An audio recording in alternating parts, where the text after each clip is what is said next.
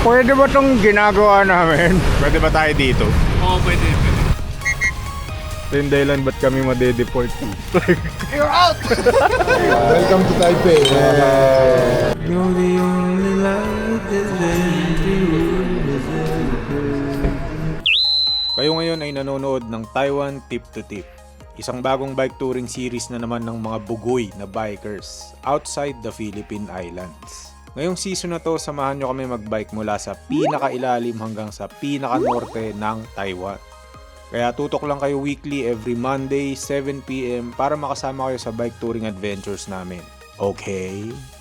Ang programang ito ay hatid sa inyo ng mga sumusunod at ng major sponsors na sina Bikery Bicycle Lifestyle, Built Cycles, Courier, Papsis HQ, Poor Life Choices, at MKS Pedals.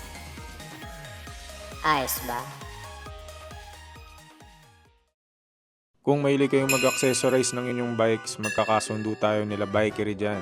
Founded by Pam and Patoys, nagbebenta sila ng bike parts and accessories na sila mismo yung nag-curate. Sa grupo namin si Gilson yung suki dito at yung bike niya, ganyan-ganyan yung aesthetics ng Bikery.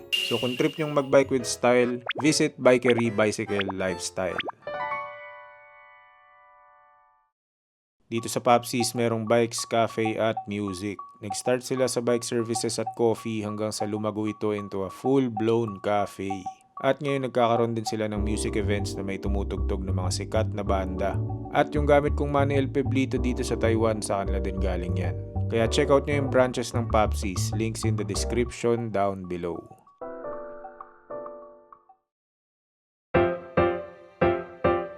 Welcome sa episode 13 ng Taiwan Tip to Tip. Last episode ay nagbike tayo from Hsinchu towards Taipei, kung saan duman tayo sa Sangking Eco Park at nakamit ng malalakas pa rin ng mga senior citizens.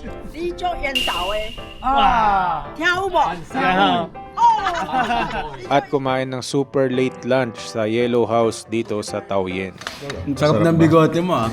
Thank you. Ngayong episode naman na to ay darating na tayo sa Taipei, ang capital ng Taiwan. Pwede ba tayo dito? Oo, pwede. Grabe, ang gulo-gulo na. Ang gulo-gulo. At bago matapos ang video na to, may tuturo kaming importante sa inyo kung gusto nyong mag-bike touring abroad. Kung close kayo ni Orville, sabihin mo, akin na lang yung 2.90 na frame. O, Phils. Kaya wag na natin patagalin pa to. Sit back, relax, watch the show. At let's go mga pangyaw! Okay, tapos na kami kumain dito sa Yellow House. Papunta na ulit kami ng Taipei. At nalimutan ko sabihin, sobrang ginaw na.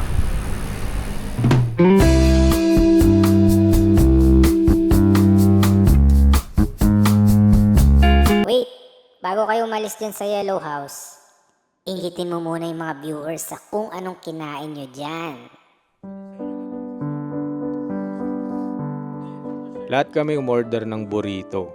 Maliban kay Gilson na umorder ng pasta. Nag-order din kami ng parang sausage platter na for sharing. Tapos yung ilan sa amin umorder din ng drinks. Lahat ng order namin merong libreng parang appetizer soup. At binigyan din kami ng complimentary fries. At hindi lang yan yung libre binigyan din nila kami ng complimentary drinks na may digital latte art. Ang kapital. Yan, i-group photo na. Wala si Bobby ba? Huwag nyo inumin yung kay Pau, di ba sarap? Pinicturean nila kami tapos yung picture, yun yung ipiprint ng machine as latte art. Guys, titikman ko na si Budol Buddy. Ang sarap mo, Budol Buddy. Titikman ko ang iyong bigote. Sarap ng bigote mo ah. Thank you. Ang nakakatawa dyan, yung itsura namin, parang pamilya na nagkita-kita sa Noche Buena. Para tayong nasa commercial ng Pure Foods Hamon. Let's sing Merry Christmas. Wipe out ang order.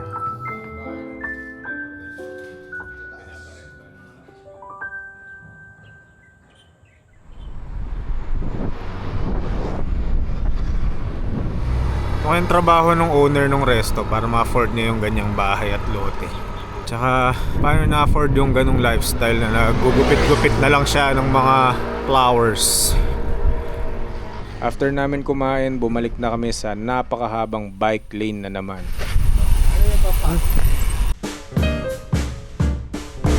Tayo! Bukod sa distansya at pagod, counted na din yung lamig as bagong challenge para sa amin ng panahon na yan. Ginaw! Iitiis ko na lang with headwind. Pero dahil nga nasa tabing ilog tong bike lane, marami kaming nadaan ng magagandang tulay. Since nasa Taiwan na rin tayo, di na namin pinalampas yung chance na i-check at pasyalan tong magagandang bridge. Bridge? Ayan ba yun? Ganda! Hindi ba tayo papasok na?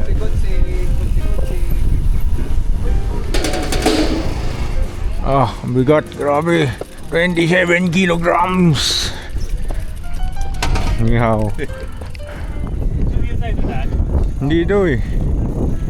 Anong pangalan ng tulay na to? Nandito tayo ngayon sa Zhongzhuang Suspension Bridge. Dito yan sa Dashi District ng Taoyuan. Oh, shoutout kay Oyo. Ano ginagawa tong tulay na to? Engineer Oyo. Yan daw, hanging bridge. Tapos merong parang humihila doon na bakal. Baka para hindi siya mag-sway ng ganun. Turo sa akin ni Oyo dati nung nagpunta kami ng Bataan. Ito, ayun o. Dito dapat matibay din yan. Yan yung tension na umahawak nito. Lahat niyan. Kasi ito, lahat ng tension nito pababa. So dapat matibay ito na parang pundasyon. Kamaniwala sa mga pinagsasabi ni Higan. Bukod sa suspension bridge, parang nagsisilbing park na din tong area na to. At bilang Pinoy na sanay sa hard mode difficulty ng buhay, alam nating walang ganda sa Pilipinas. At least sa Metro Manila. Sabi ng mga pangyo, pag sa Manila daw to, baka pinakilo na ng mga tao yung mga bakal-bakal sa paligid ng park. Wala, mahirap kasi tayong bansa eh. Hindi natutugunan yung pangailangan ng mahirap na tao kaya kinukuha nila sa ganyan. Kung lahat ng tao may kaya na, nakakain ng tama, hindi nila babakbakin yan. Kaya yung sisi nasa gobyerno. Actually, isa lang tong Zhongzhuang Bridge. Hirap sabihin Zhongzhuang. Actually, isa lang tong Zhongzhuang Bridge sa mga magagandang tulay na nadaanan namin. Bago kami nakarating sa Yellow House, nadaanan din namin tong Dashi Bridge. Oyo, paano ginawa tong tulay na to? Pakikwento nga. Ayon sa Wikipedia, itong Dashi Bridge daw dati ay gawa lang sa kawayan. Pero nang nasakop ng Japan ng Taiwan, ginawa nila tong Cable Suspension Bridge. Nung nadaanan namin to, pang pedestrian lang siya. Pero ang lawak niya kumpara lang siya sa pedestrians. Dito rin yan makikita sa Dashi District dito sa Taoyuan County. Ito yung sistema nila para hindi magmadali yung mga tao papasok dito. Siguro ang nagkakasya lang dito yung mga magagaling mag-alikat. Pero ako, hindi ko kasya. Sabit ang balikat. After ng tulay spotting, balik na tayo sa bike lane. Jayo!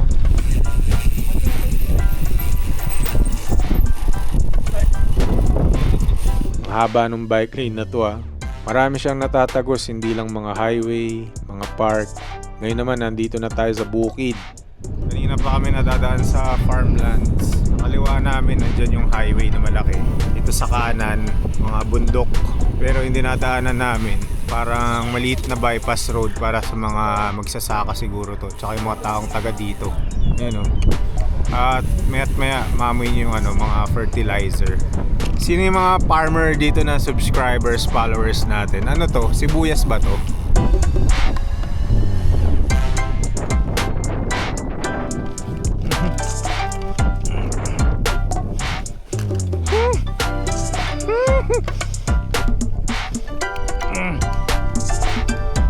Saya pag maliit lang yung kalsada tas kayo lang yung pwede dumaan.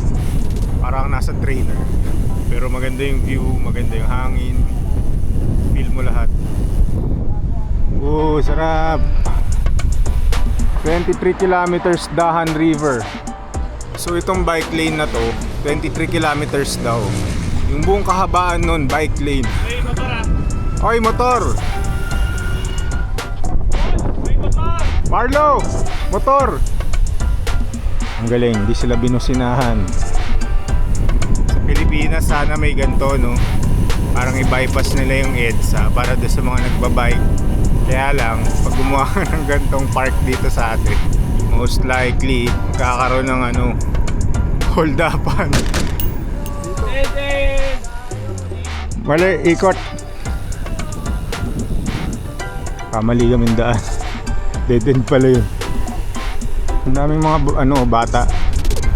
Galing baseball practice siguro to mga to. Wow!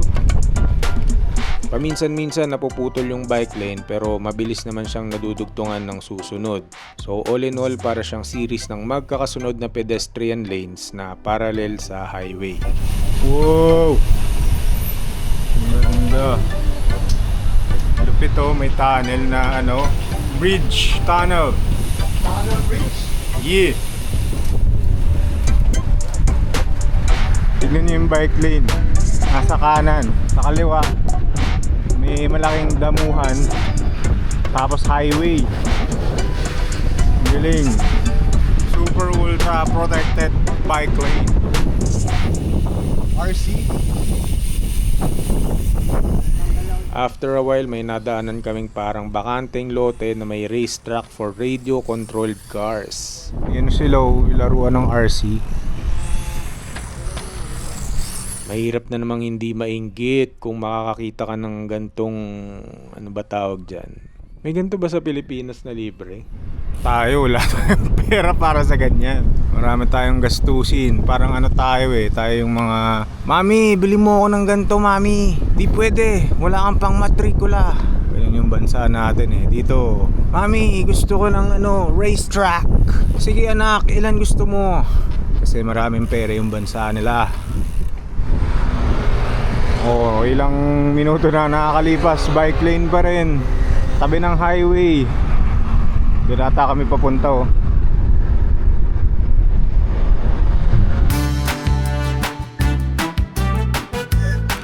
You're out! And then finally, after ng mahaba, dire-diretso at walang tigil na pagpadyak, kailangan na namin kumala sa bike lane. Sige, kabit! Kabit! Okay, wala na kami doon sa bike lane. Kailangan na namin kumalas kasi lumalaki na yung ilog. Dadalhin kanya ng ibang lugar pagka sinundan namin yung bike lane. From carefree cycling, nagtatransition na yung lugar at nangangailangan na ng mas matinding focus sa kalsada. Dahil yan, pumapasok na tayo sa looban ng Taipei. Baka pwedeng bumaba.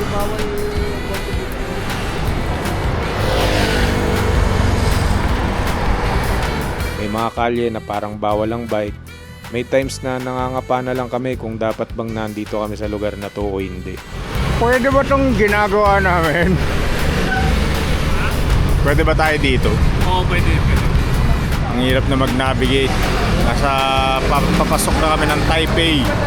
Grabe, ang gulo-gulo na. Ang gulo-gulo. Pero dito sa Taipei, meron silang malaking sistema ng bike lane within the city. Specifically pag sinusundan mo yung ilog. Okay, we're back in the bike lane. Nakakaumay din pala ang bike lane. Kala ko ito yung pinakamagandang experience dito Hindi pala. Nakakaumay din. Taipei na tayo. Ito yung dahilan ba't kami madedeport Travel! Technical foul! You're out! Puro kataran yung sapatos ko, tignan mo! Tinago! Tanggalin ko na rin to para pantay. Oo, sabi sa'yo nandyan Anong ginagawa mo? Hindi mo hinahanap Mga ulul kayo Saan mo kasi nilalapag yung sapatos mo? After nila ako pagtripan, nadaan kami sa Crescent Bridge. Wow! Meron silang bridge for bikes. Grabe. Parang sa New York ko lang napapanood to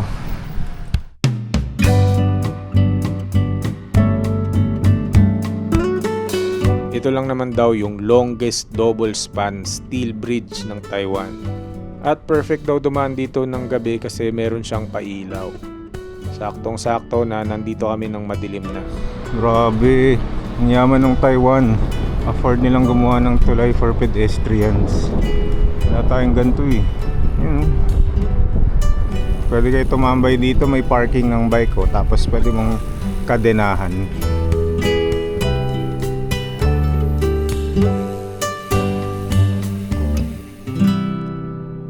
Sana ma-inspire ng Taiwan yung Pilipinas para meron din kayong ganyan, no?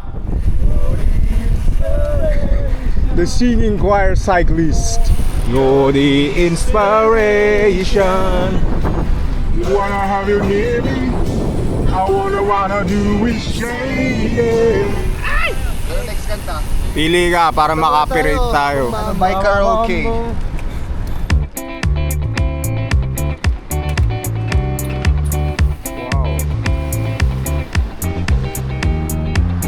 Malapit na kami. Grabe, umabot kami ng city area na bike lane lang yung dinadaanan. What a nice.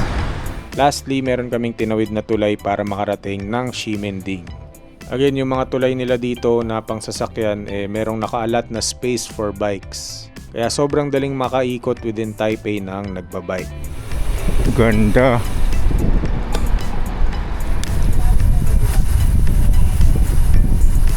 Malapit na daw kami.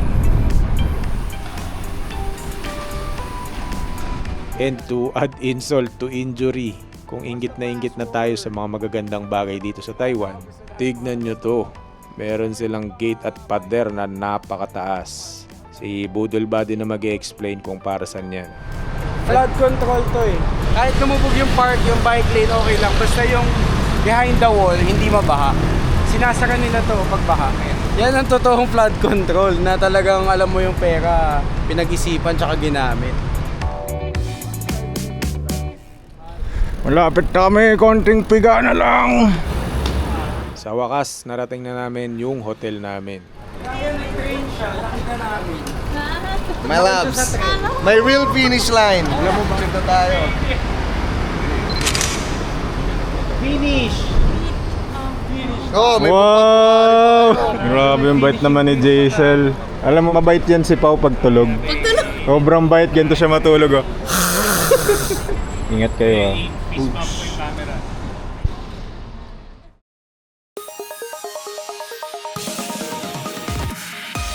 At dyan muna natin tatapos. di pa tapos. Bukas kita roommate, dyan ako matutulog bukas. Kahit wag na, bumi ka na. Uy! Hindi ko makapaniwalang nandito ng mga pungyo.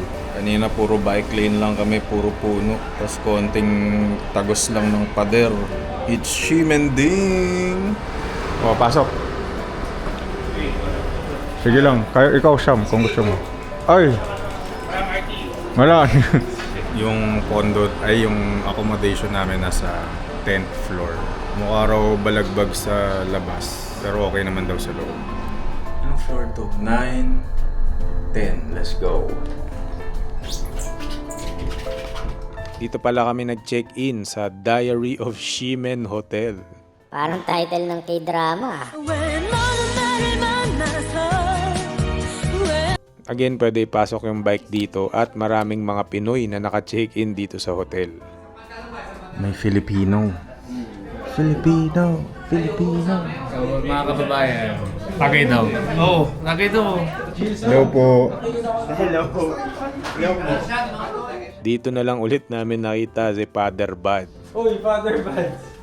We're here. May window. Wala, own room na si Father Bud. Okay. Anong room number to, Buds? 8, no. 10. 10-10. Anak ni Tin Adelantar. 10-10. Ang galing. Pwede pasok yung bike sa lobby, ay sa hallway ng hotel. Sige nga, moment of truth. Yung window tayo. Wow! Maganda. Sa photo, malaki. Malaki. Tigisa tayong kama, Gilson. Sobrang laki. Tuloy po kayo. Oh, kaya. Pwede bang iurong ko to, yung kama? Parang tinulak. Bigat. Alisin mo na lang yung pannier para magkasya ako. Yung isa lang. Yarn. Success. Okay, we're here. Bale, 3 kwarto yung kinuha ni Budol Buddy dito. Isa para sa kanya at kay Sam, isa para sa amin ni Gilson, at isang solo room somewhere here para kay Father Bud. Si Pao kumalas na muna, doon na raw siya matutulog sa hotel ng fiancé niya. Akala ko ba kasal na yun? O di sige, asawa niya. 结婚多久了 How long you married? 1 year? Oh. Dahil nakakainip daw sa solo room ni Father Bud, nagaya siya uminom sa labas.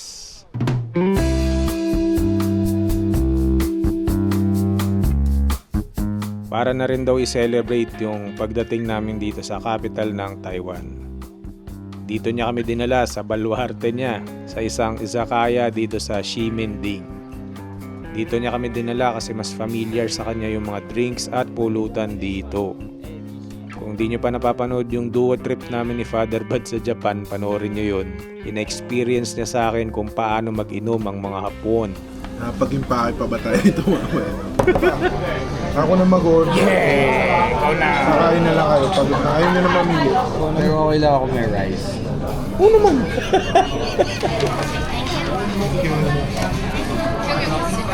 Okay na. Baga tayo nasa Tokyo. Ganda nga ng bahay eh, lumang bahay. Kahoy ka. Ang ganda rin ng bubong o ka. Welcome to Taipei. Nagiinom na agad kami. At wala pa laman ng tiyan. Sam with salmon. Salmon. Salmon. Salmon na tao. For sharing. Mga Kain na ako guys. Wow. bawal double dip pa. Ngayon lang ako makakatikim ng biyaya ni Father Bud. Ako, masarap yan. Ako pang ilan ko na ba? Marami na. Suki ako eh. Wow. May salmon roll. Grabe. Ito ang Tanaka-san omakase. Dalasiin natin si Marlo. Oy, Gilson! May tangko sa city. Sawap-sawap. Ikaw yun. Karay Trango. Yeah. Parang nagbukinawa ka na. Trivia. Sinigan.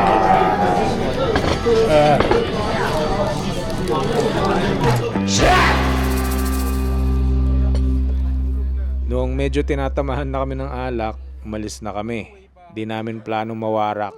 Saktong inom lang para masarap yung tulog. Hilo na ako.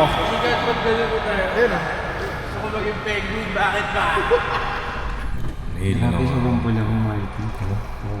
Parang violet ka na.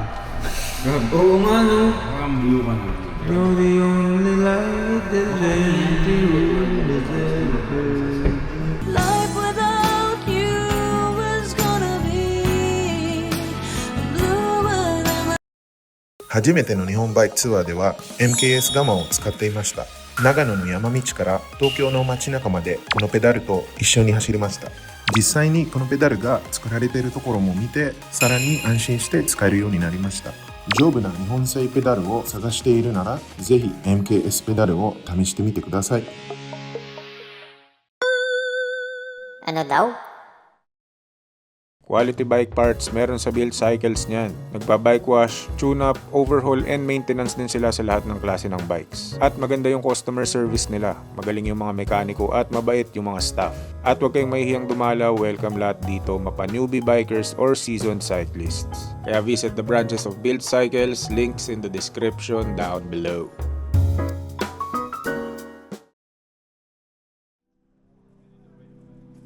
Ngayon as bonus content, gusto ko ituro sa inyo yung isa sa mga diskarte namin sa tuwing nagba-bike tour.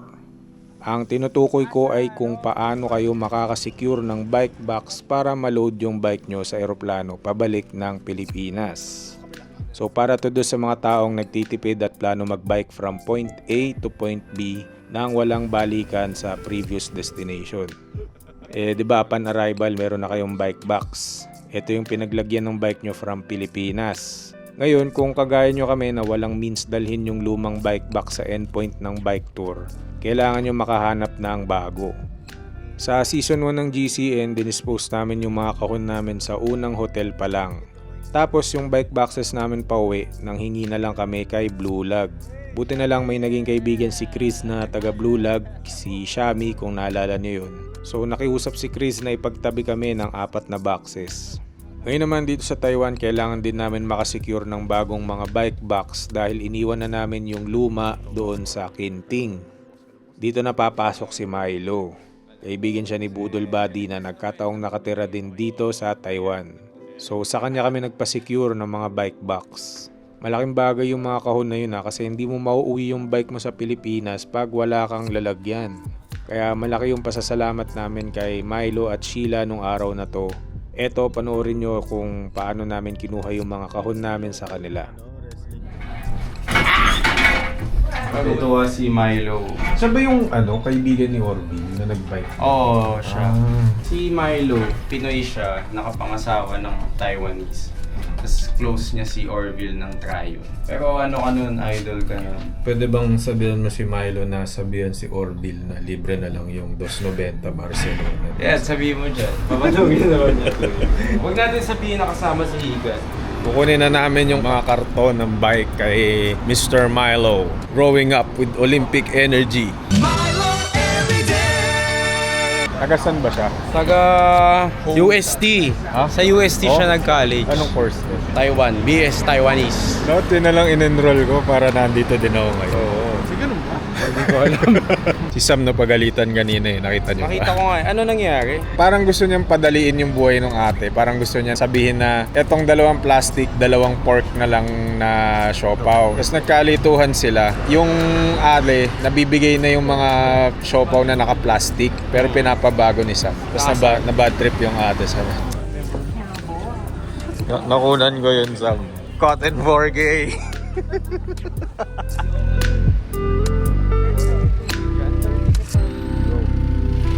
Sarap. Ikaw na sa harap, Higas. Shishi. Alam na yan. Ang galing, nag-Uber kami.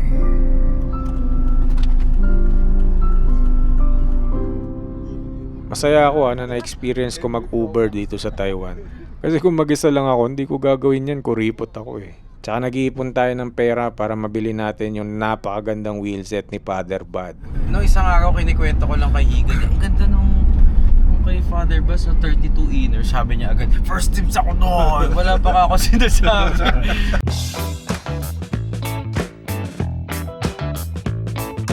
After a few minutes of Uber riding, narating na namin yung neighborhood nila Milo. Ayun na si Milo, naka-green. Asya ba yan? At eto na si Milo. Pilipino siya na nakatira na ngayon dito sa Taiwan. Close friends din sila nung owner ng Tryon. Yung bike shop sa Makati kung saan ko dinadala yung pangit na bike for maintenance. Kung close kayo ni Orville, sabihin mo akin na lang yung 290 na frame. O, Phils, bigay mo na dito kay Higad yung dos na benta. Ayan na, may bas-bas na ni Milo. Yun yung pixie, di ba? Oo.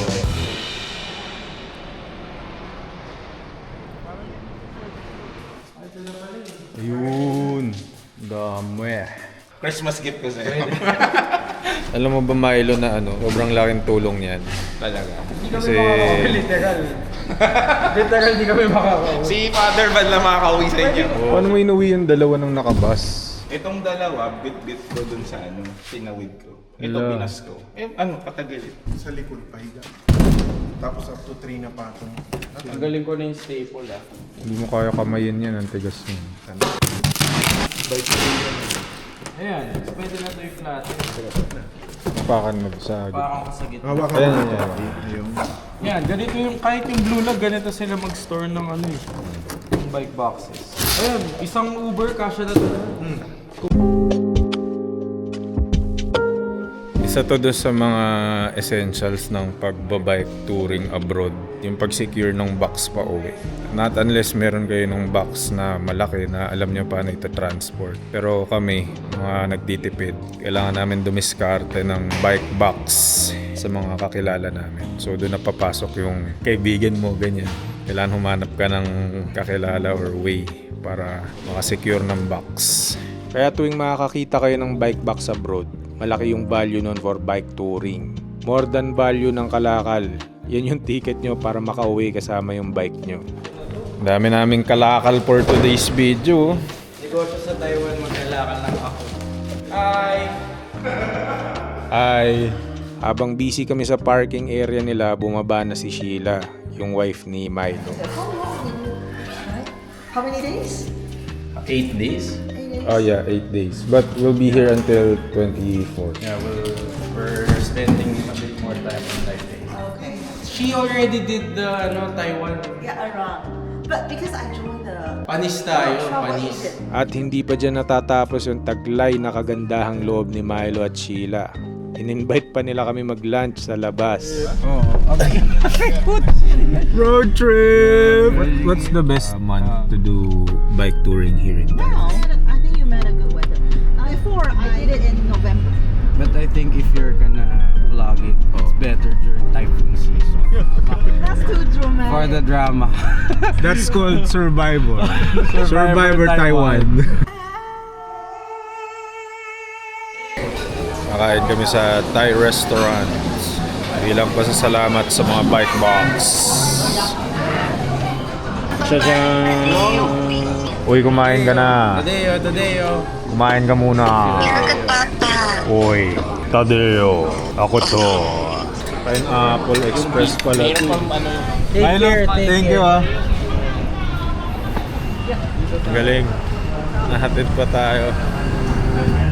Yan na, nakuha na namin yung mga kahon namin. Tigisa kami ni Gilson dito. Milo, salamat. Tsaka Sheila. Sobrang na-hassle namin kayo. Dapat kami yung manlilibre pero wala eh. Taiwanese hospitality daw. So, sila nagbayad. Dinatid kami and all.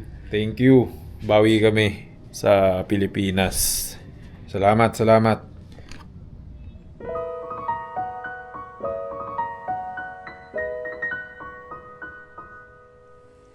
Bago matapos tong episode na to, gusto ko lang sabihin sa inyo na inggit ako dito sa Taiwan nung araw na yan. Mula pa lang dun sa Sangkeng Park, sa mahabang bike lane, sa lifestyle ng owner ng Yellow House, sa Crescent Bridge, pati kay Milo at Sheila na mukha namang maganda yung buhay dito. At alam ko, oo, masama mainggit. Pero nakakaulol ka sa isipin na at some point ng tour na to kailangan na din naming umuwi. At yung uuwian naming lugar wala naman ng mga gantong bagay na na-experience namin dito sa Taiwan. Nasabi ko nga kanina, yung Pilipinas parang yung mga bata na nagpapabili ng laruan. Kunyari, mama, gawa mo ang bike lane. Sabihin ng Pilipinas, wala tayong pera para dyan. Pero pag Taiwan, mama, pagawang bike lane 5. O sige, gawin mo 10. Wala tayong pera eh. Mahirap lang tayo eh. Actually, alam ko may pera tayo pero kinukuha ng ibang tao Sabi ni Pau, diba, narating na daw niya yung figurative finish line niya nang makaabot siya ng Taipei kung saan naghihintay yung fiancé niyang si Jaisel. My real finish line. Ako naman gusto kong isipin na sana itong series na to natin sa Taiwan. Ito yung maging starter piece tol para magumpisa yung paggawa ng mga kapaki-pakinabang na bagay para sa mga simpleng siklista. At sana mapanood to ng mga taong responsable sa paggawa ng mga gantong bagay sa Pilipinas at mainggit sila sa convenience na dala nito sa mga tao.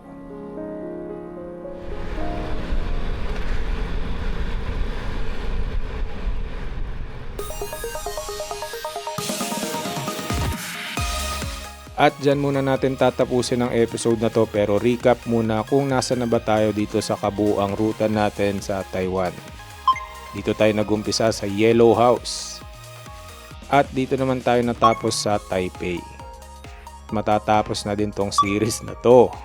Kaya tune in every Monday, 7 PM para sa bagong episodes ng Taiwan Tip to Tip.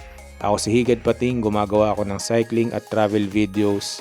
Kung nagustuhan nyo tong napanood nyo, pwede kayo mag-iwan ng like, comment at i-share nyo na din to sa mga kakilala ninyo. Mag-subscribe na din kayo sa channel na to para dumami pa tayo at sali din kayo sa Facebook group naming Team Monday para mabalitaan namin kayo sa upcoming videos at mga merch na ilalabas namin gaya netong Taiwan Tip to Tip X Go Far Dry Fit Shirt at Taiwan Tip to Tip Sticker Packs. Next episode, magpapahinga muna tayo sa pagbabike. Ipapakita namin sa inyo yung mga naging rest day namin dito sa Taiwan. From Sun Moon Lake hanggang dito sa Taipei. Pupunta kami ng gondola ngayon. Bao, tingin ka! Oo. Allah! Tumataas nga balahibo pag kinikwento ko eh. Balahibo ko rin tumataas eh.